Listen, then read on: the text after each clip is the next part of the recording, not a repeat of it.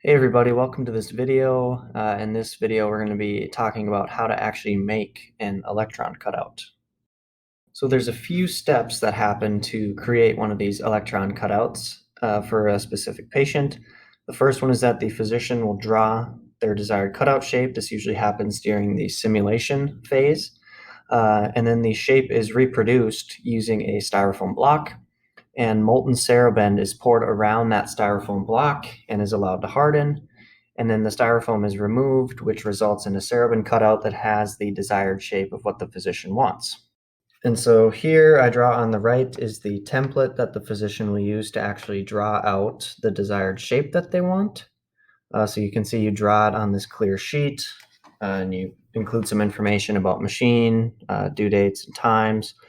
And so this is an example with a shape actually drawn on there. So the physician wants a cutout that looks something like this. You can see some information about the gantry angle, collimator angle, intended SSD, and a few different parameters.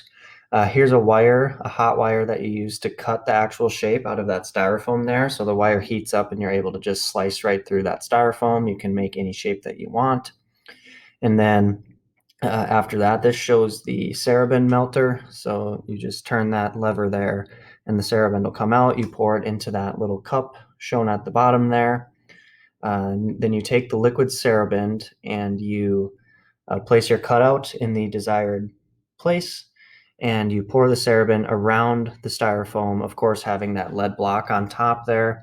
That's put there so that the styrofoam doesn't actually float in the molten cerabend, and then that can give you a patient-specific cutout that looks, something like this. And oftentimes the cutouts will have weird shapes, like this. If it's a weird area being treated, the physician might want something that looks like this, which is, not square, it's not rectangular, so we don't really have output factors tabulated for these kinds of shapes. And so often what will happen is we'll actually just go ahead and measure the output with a patient-specific measurement, and then we'll use that in our dose or monitor unit calculation. And that's going to be it for this video. So hopefully you have a good idea and understanding of how patient-specific electron cutouts are actually made. And thank you for watching.